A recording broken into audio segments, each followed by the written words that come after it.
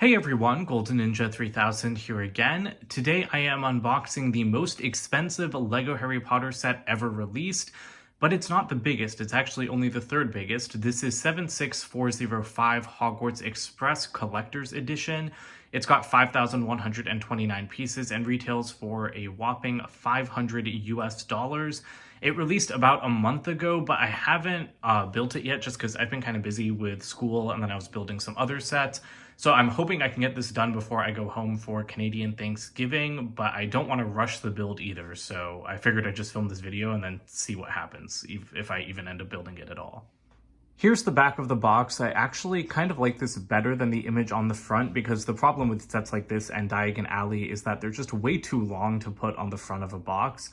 So I really prefer how much of the train you can see from just this image. But it still doesn't show you that much. Like, it doesn't show you every car. I mean, like, kind of in the like length marking, but you can't really see the tender car in any of these images, and it's kind of weird for me. Like, I know that this is an adult collector's item, but I'd still like to be able to see the train a bit better.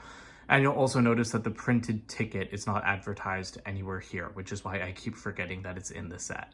So, I mean, I know I've talked a lot of crap about this set. I still don't love what LEGO's done with it, but it does look like a really cool display piece, and I am excited to build it. And lastly, before we actually open the box, here are all of the minifigures included in this set from movies 1, 3, 6, and 8. And you guys know I don't love the minifigure selection in this set either. Like, the missing epilogue minifigures, like no Ron and Hermione and their children, it's just so stupid to me. Like, I can't believe that something like those minifigures are missing from a set like this, and we have like random Hogwarts students instead. I'm not going to save a lot of my opinions for a review because I'm not sure if I'm going to do a review, which is why I'm talking a lot during this unboxing. Filming this unboxing is also complicated because I'm trying to record it from another angle for one of the classes I'm taking in school. So I'm going to go ahead and cut the box open, and then I'll have to figure out a good way to dump everything out. Which is why I'm leaving it like this instead of trying to stand it up or something like that. So let's go ahead.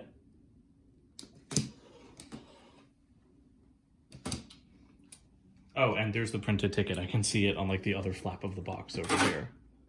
All right, so here's the little message about the train ticket, which is pretty cute. And now I wish I had opened this standing up so I didn't have to read it sideways before, tilting this back up. But let's go ahead and get the rest of the box open, although maybe I should put it back on its side before everything falls out on me. Okay, this is becoming increasingly complicated, so I think what we're going to do is open it and just try to get the big white box out first, and then I'm going to try to do the bags. But I've got a bunch of lights and like tripods and stuff in the way, so let's see what I can do. Okay, well that was definitely not working, so I've moved my lights around a bit, and hopefully I can just dump everything out now without getting in the way.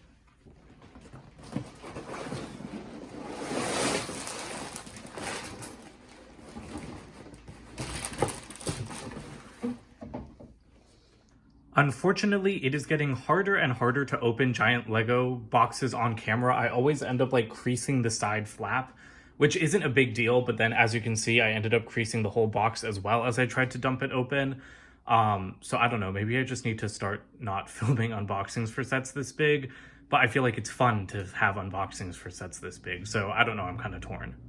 All right, a bunch of bags fell out of the main box. It looks like mostly the King's Cross Station section. I see bags up to like 39, and there's a 44, so I guess hopefully it stops at 44. No, okay, that's 41. I don't think I've ever seen bags get up to 40 actually, so that's new for me. But there are parts of the train here as well, but of course we have another big box to open. All right, let's go ahead and get this box open. I do wish it was printed.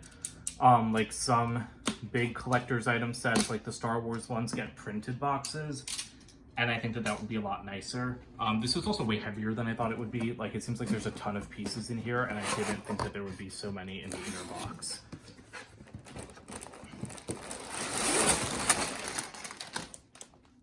All right, there is most of the locomotive and the track pieces, so I am going to go ahead and start sorting through all of these bags. So yeah, 44 bags are not going to fit on this table, so I'm going to have to split them up a little bit. But while I was starting to sort through them, I noticed some bags of large unnumbered parts, as you would expect. But then there's also like this really huge flexible rod piece. So there must be a second one of those, or maybe even a third as an extra floating around somewhere.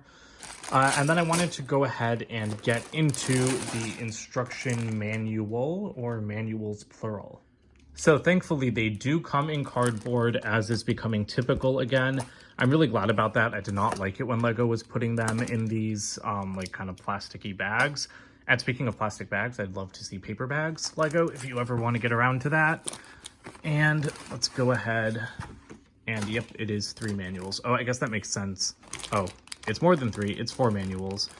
I'm guessing 1 for each car and then 1 for the, oh no. Okay, weird.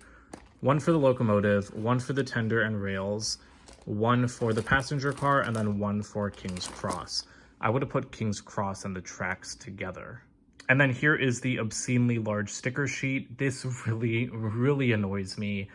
A set this overpriced, a set this expensive in general, should not have so many stickers. Some stickers are okay, but the plaque should be printed. These should definitely be printed. I cannot believe that these are stickers. In every other 18 plus set, the quote tiles are always printed. They even printed a piece like this for the Hogwarts Icons Collector's Edition set. So this is literally just Lego being cheap. And that really just pisses me off, to be honest. All of these should have been prints. Because, I mean, like, look at how many repeated designs there are. All of them should have been prints. Like, I think that these 2 being stickers would have been okay. And then maybe, like, these ones in the corner and at the bottom. But, like, everything kind of like in that L shape, that should have all been printed. All right, so we've got the unnumbered bags and then numbers up to 16 laid out here. I think I'm just going to pile the rest of them on top of this, so then that way technically I still have all the bags in the shot. But yeah, much like other big Lego sets since 18 plus started, this build is kind of dumbed down in the sense that you don't have as many pieces per number, which makes it easier to start and stop the build, so I like it for that reason, but it just makes like a ton more bags, and I kind of miss the challenge of having more pieces to work with.